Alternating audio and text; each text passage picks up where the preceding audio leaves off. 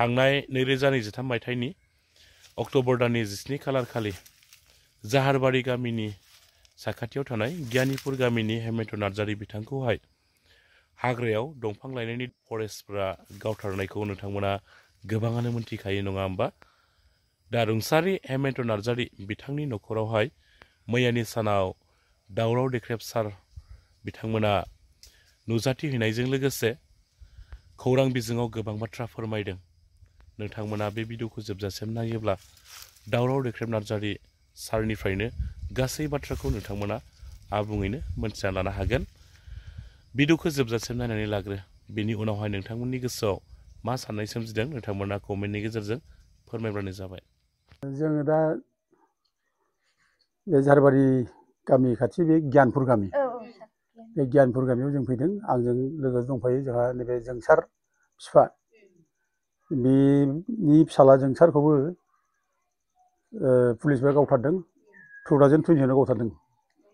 दा दंफैयो, ओमफ्राय आं दा दंफैयो नैबे गियानपुराव फैनाया जाहैबाय नैबे हेमन्त नार्जारी बिसि बे अनजुलि नार्जारी।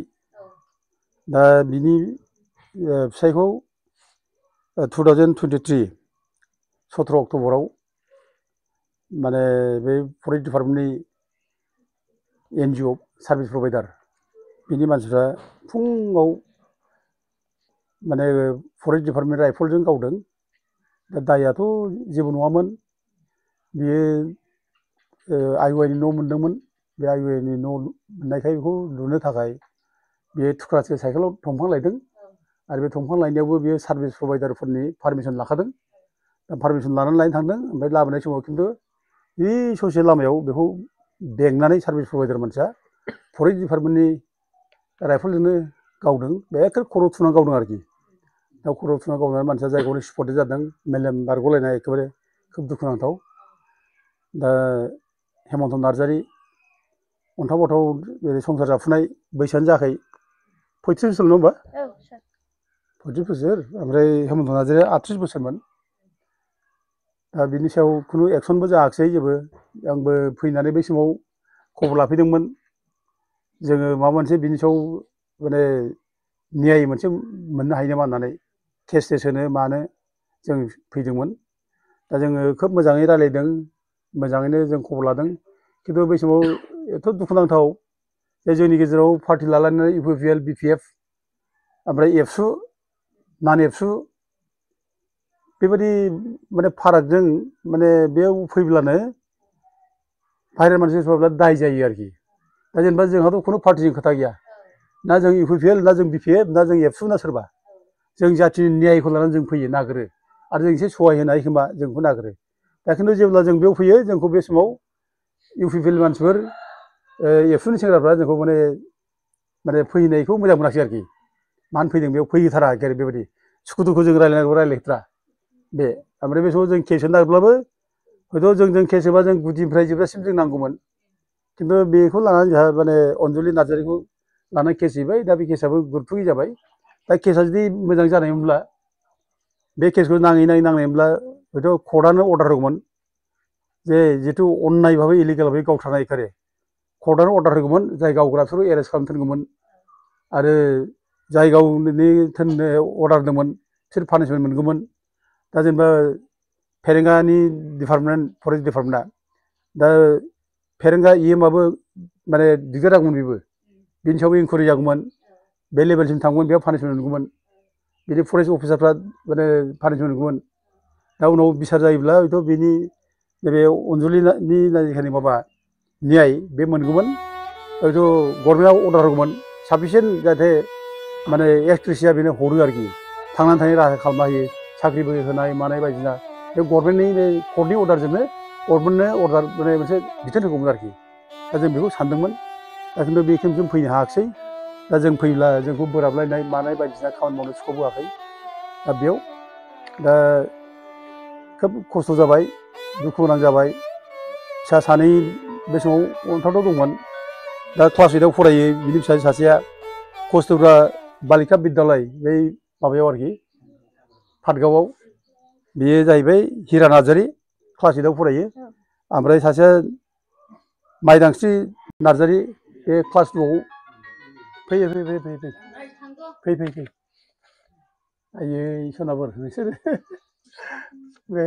बे माइदांस्रि नार्जारि बेनि फिसाजो उन्दै गथ' नै दासो क्लास 2 आव फरायो बे गामियाव फरायो दा बे माने एफा गथ' मानसिफोर माने संसारा सेस खालामना होनाय जाबाय आरोखि एक्स' संसार जाफुनाय एथ' मोजां संसार बे संसारखौ दिनै आद्रा खालामना होनाय जाबाय बे माने फेरेंगानि NGO सार्भिस प्रभाइडारा गोरिब गुन्द्राब्लाबो बयनिबो जिबनाबो जिबन बयहाबो थांना थानाय हांमा थायो उद्देश्य थायो दा खिन्थु दिनै बेखौ माने अनादर भाबै माने अननाय भाबै मानसिनि जिबनखौ सेस खालामना होनाय बिनि न'खरखौ लांदां खालामना होनाय जाबाय बिराद अननाय बिराद दुखुनांथाव गथ'फोर देरजोबनायब्लाबो आलादामोन देरनायबो गैया दा न'खौ नायनोबो रावबो गैया जाहैबाय दा जों गासैबो खबरखौ जों लाजोब्बाय दा जों लुबैगोन दानि सरकार हाग्रामा दैदेननाय सरकारा जाहाथे सहाय होयो जों बेखौ बुंगोन आरो सहाय होथारनांगोन डेफिनेटलि बेबायदि एखेबारे अननाय भाबै मानसिनि जिबनजों गेलेनाया माने थिग नङा बयनि जिबनाबो जिबन बयहाबो संसार जानो हायो संसार जानांगौ बयनिबो अधिकार थायो बयहाबो अधिकार मोननांगौ ओंखायनो जाहाथे बिसोरनोबो माबा मोनसे बेबस्था खालामना होयो जों बेखौ दानि सरकारखौ जों बुंगोन आरो जों हानायखिनि जोंबो आरोबाव जोंनि थरफनिफ्रायबो दा गोजां बोथोर फैबाय बे गोजां बोथोरावबो जों जाहाथे माबा मोनसे जों होफैनो हायो जों बेखौ ज' सावरायलायनानै जों फैगोन आंजों दिनै गोबां इउटुबार दं बेयाव बर'नि माने खौरां फोसावग्राफोर आं बिसोरखौ धन्यबाद होयो बिथांमोना जोंजों लोगोसे फैफाबाय जोंखौ फैगोन होनना मिथिनानै आं जोबोद मोजां मोनबाय बिसोर धन्यबाद होबाय दा जों बेफोर दुखु गोनां जाथायफोरखौ जों माने फकास खालामनांगौ जों रायजो राजानि नोजोराव जों लाबोनांगौ बेखौ दोनखोमानो नाङा जोङो बयबो मिथिथों दा बे आं ओंखायनो खोब दिनै गेजेराव आङो बिथांमोनजों माने बे न'खरजों आङो बेथ' उसुबिदा जाबाय जोंहाबो फैब्लानो दाय जालायलायो फैब्लानो एखेबारे गारि बुख्रुब नागारलायनाय अबस्था एखेबारे फैब्लानो मानसिखौ माबा मोनसे खालामनो नागिरनाय थेवबो आं गियाखै जेबो मोनाखै आं ओरै फैदों थांदों जेरैबो रायलायलांनाय बे जायखौ आंनि आर'ज गाबो इसोरनाव जाहाथे इसोराबो सहाय होयो बे न'खरनो जाहाथे माने उपजुक्त जाहाथे मदद जाहाथे दानि सरकारा होयो आं बेखौ खावलायो बे गामियावनो नै जोंहा जोंसारनि बिफा बेहाबो आलाय सिलाय जाबाय फिसाज्ला गावथार जाबाय न'खरा सिलिंखार बेहाबो जाबाय नै बेहाबो दिनै गावथार जाबाय फिसाया गावथार जाबाय न'खरा सिलिंखार जाबाय दा बेबायदि एथ' गिदिर माने खैफोद खालामनानै होनायनि उनाव एथ' मानसिनि जिबनखौ सेस खालामनायनि उनाव न'खरखौ माने सिलिंखार खालामनायनि उनाव दिनै बै समनि सरकारा फेरेंगा मोनहा खोब दुखुनांथावै माने बुंलानानै लादों एखेबारे सान्थि फैबाय गोजोन फैबाय होनलायनानै लानाय बेफोर जिनिसा अफमान खालामनाय जायो आरोखि